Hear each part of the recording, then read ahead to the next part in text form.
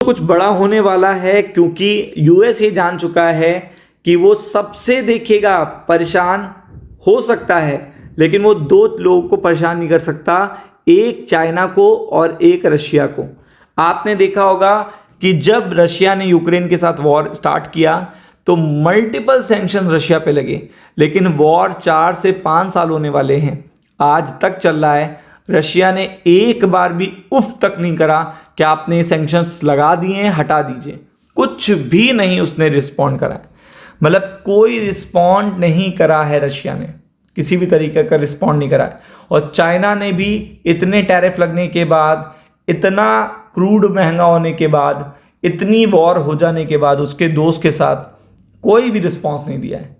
तो ऐसे में अगर यूएस को चाइना की नीड होती है, रशिया की, तो वो कभी भी नहीं खड़े उतरते हैं और तब चीज़ें बढ़ती हैं, तब प्रॉब्लम्स बढ़ती हैं। और प्रॉब्लम्स अब देखिएगा इस वॉर में बढ़ने वाली हैं, क्योंकि अब डील की तो बात दूर दूर तक देखिएगा दिखाई नहीं दे रही है। हालांकि अचानक से अभी आएगी, देखिएगा ट्रंप एकदम से यू टर्न लेंगे, ये तैयार रहिएगा आप, ट्रंप एकदम से कभी भी यू टर्न ले सकते हैं। तो आप देख सकते हैं कि यूएस ने आज बता दिया टफेस्ट कंटिन्यू, यूएस देखिएगा एक्टिव है, टफेस्ट सेक्शंस लगाएंगे ईरान पर, टफेस्ट। लेकिन चाइना का सपोर्ट चाहिए। अब चाइना देखिएगा, आपको पता है चाइना क्या इनको सपोर्ट देगा?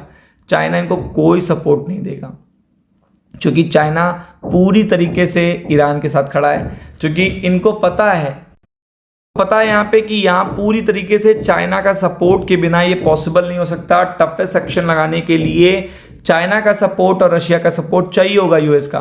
तो ये पर्टिकुलर वॉर भी थोड़ा सा इंडल्ज हो सकता है मल्टीपल नेशन में, क्योंकि ईरान, मैंने आपसे कल बताया था, ईरान के पास कोई ऑप्शन नहीं है।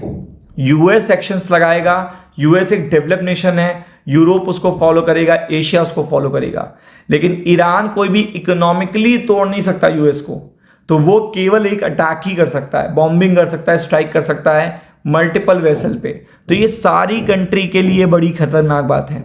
मतलब जो भी वेसल्स उस रूट से निकल रहे हैं, चाहे वो स्ट्रेट ऑफ हॉर्मुज हो, चाहे वाया ओमान के रूट से या रेड सी से या सऊदी ने रूट बनाए हैं, वो सारे यहाँ पे बड़े ही इंपॉर्टेंट हैं। तो आप देख सकते हो यहाँ पे क्या कहा है, जो ट्रेजरी हैं सेक्रेटरी, जो सबसे खास माने जाते हैं डोनाल्ड ट्रंप के, वो कंटिन्यू देखिएगा स्टेटमेंट दे रहे हैं, और वो आपको पता भी होना चाहिए।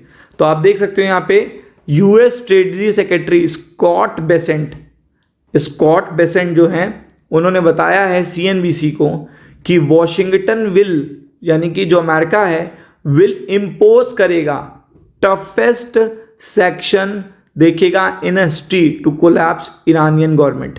मतलब ईरान की गवर्नमेंट को कोलैप्स करने के लिए।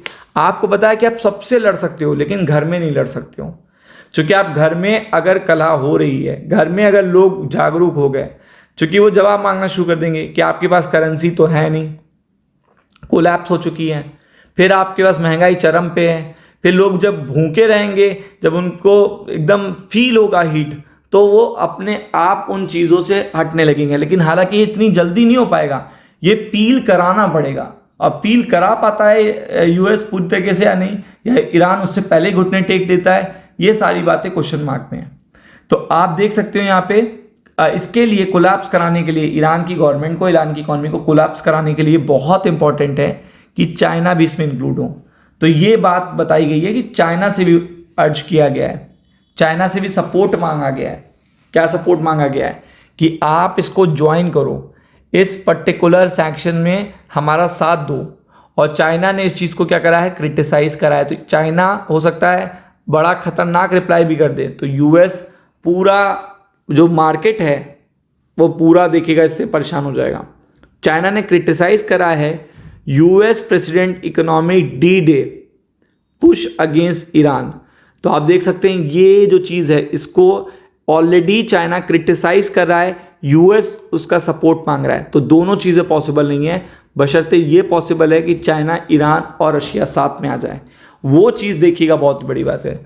और देखिएगा warning that additional sanction will fail to resolve ongoing dispute, यानी कि ये तक कह दिया है चाइना ने कि अगर आप इस तरीके से सेक्शंस लगाते रहते हो या लगाते रहोगे तो बहुत ही गड़बड़ चीज़ें हो जाएंगी। जो डिस्प्यूट है वो सॉल्व होने की जगह बहुत दूर चला जाएगा। आप समझ रहे हो। और ईरान की फॉरेन मिनिस्ट्री ने भी इसको कंडेम किया है, यूएस को थ्रेट को, इकोनॉमिक सेक्शन को पूरी तरीके से देखिएगा इलीगल बताया है, इनह्यूमन बताया है। मतलब ये भी चल रहा है, चूंकि ईरान को पता है ये कि अमेरिका ये काम कर सकता है, हम नहीं कर सकते। और इसके लिए ईरान क्या कर सकता है, ईरान अटैक करेगा मल्टीपल वेसल पे। ईरान एनी टाइम अटैक कर सकता है, हो सकता है फ्राइडे नाइट को, हो सकता है सैटरडे नाइट को, हो सकता है संडे नाइट को। तो ये प्रिपेयर्ड रहिएगा पूरी तरीके से। राम राम।